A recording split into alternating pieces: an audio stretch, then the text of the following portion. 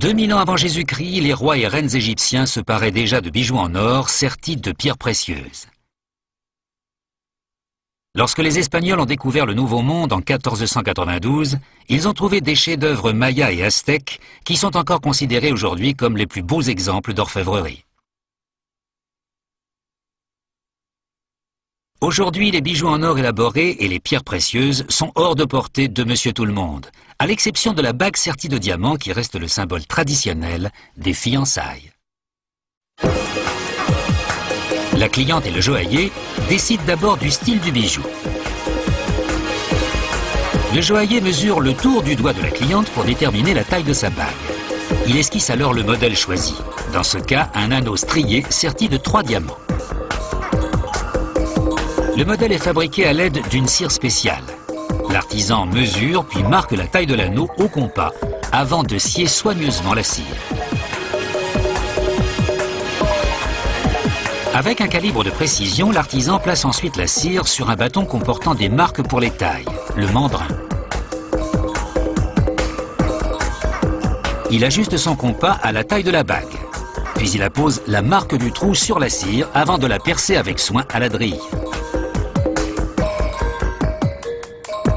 La cire à l'extérieur de l'anneau est retirée.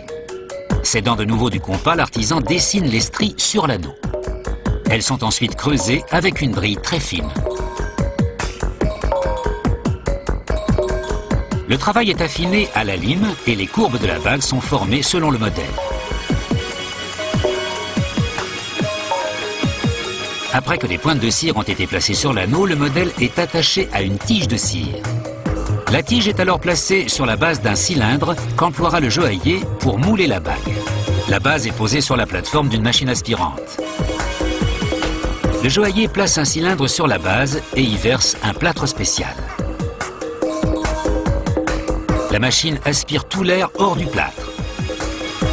C'est capital car s'il reste la moindre bulle d'air, la bague sera déformée. En moins d'1 minute, l'aspiration est terminée et le cylindre est mis au four. Le modèle de cire s'évapore, laissant un creux de la forme exacte de la bague dans le plâtre.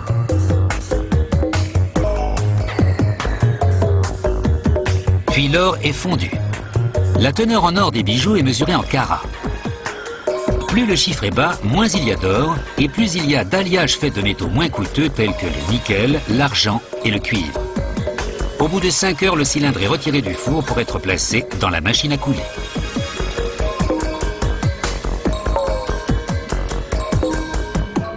La machine tourne pendant 1 minute.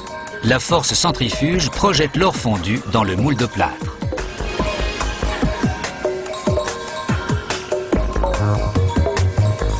Le joaillier plonge le cylindre dans l'eau fraîche. Cela refroidit l'or et désintègre le plâtre. Il ne reste plus que l'anneau d'or. Mais sa surface est rugueuse. Elle doit être affinée.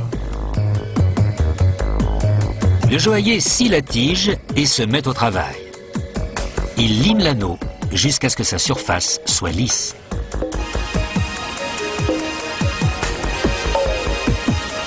Puis il appose son poinçon et le nombre de carats.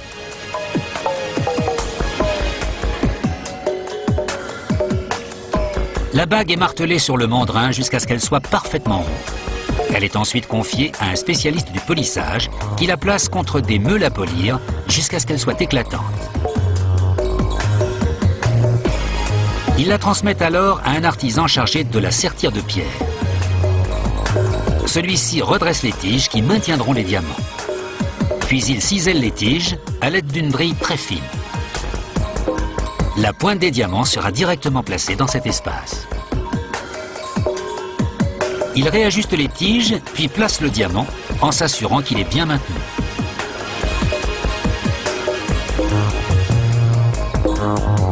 Sur ce modèle, on utilise un diamant d'1 carat au milieu et d'un demi-carat de chaque côté. Le joaillier place alors la bague dans la machine à ultrasons. Les vibrations de l'eau nettoient chaque recoin du bijou en le pénétrant. Enfin, la bague est placée sous un jet d'eau chaude pour éliminer tout résidu. Et voilà! Face à une telle bague, Qui ne dirait pas oui?